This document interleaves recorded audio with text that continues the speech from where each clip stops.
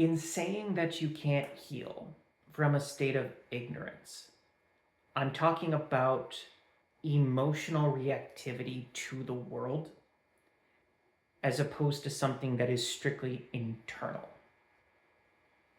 By now, I think everybody's familiar with the idea that you can't heal from your traumas, you can't transform, and you can't move on in life without being aware of your unconscious patterns. But I think, in terms of how we respond to the outside world, a lot of us hold on to blind spots that don't serve us and that halt our growth after a point. As within, so without. You cannot focus entirely on the internal and private world and see your healing as complete. And I think that's where a lot of people stonewall themselves without realizing it and without meaning to. They get to a very high level of self-awareness, but there's a cap to that self-awareness when you're always going with it. A prime example of this would be social and political movements in the modern day. Things have become so polarized that people on one side of the spectrum can't look at the other side of the spectrum without immediately getting triggered and denying humanity to the people across the aisle from them. And that's a very large part of why things have become so discombobulated, and it feels like nobody's talking to each other anymore. They're just going into more insular tribes. It's almost like how it's almost reflective of how people become so obsessed with their inner world that they lose track of where their inner world corresponds with and intersects with the external.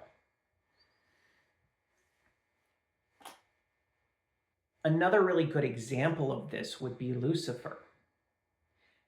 If I were to use his earlier name, Phosphorus, and I were to explain who he is, and that you venerate him through self-improvement and through embodying more of your inner light and stepping into your sovereignty, and that part of working with him is getting to the point where you see things with crystal clarity, even and especially when seeing with clarity hurts,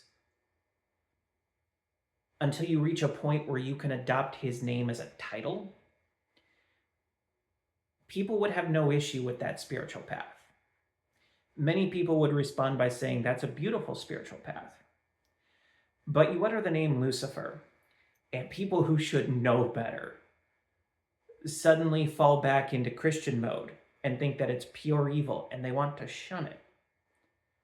And that's a purely emotional reaction.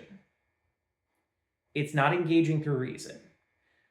Because if it was engaging through reason, then at the very least they would be able to take a step back, and they would be able to consider maybe the view I was taught to have when I was growing up is incorrect, or at the very least incomplete. And they would also find out through research that he wasn't in the original Hebrew Bible. The name Lucifer only shows up in the King James Bible because of a poor translation. And it wasn't referring to a being at all. It was likening a king to the falling of a star or the falling of an angel. And Lucifer is not the only one who wasn't actually in the Bible that people think is in the Bible. Satan is another one where Satan wasn't a being so much as a title. And in the book of Job, the Satan in that book was actually Samael. But people get emotionally reactive, and they shut down their curiosity, whether it's pertaining to this or many other topics. And they think that they know the truth. They think that they're being reasonable, and they think that they're examining the facts with a sober mind, and they're not.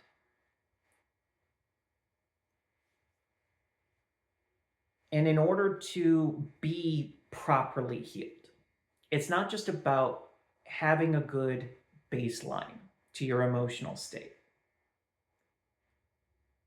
It's about being secure enough that you can think and feel at the same time, even when those feelings are uncomfortable, even when they're overwhelming.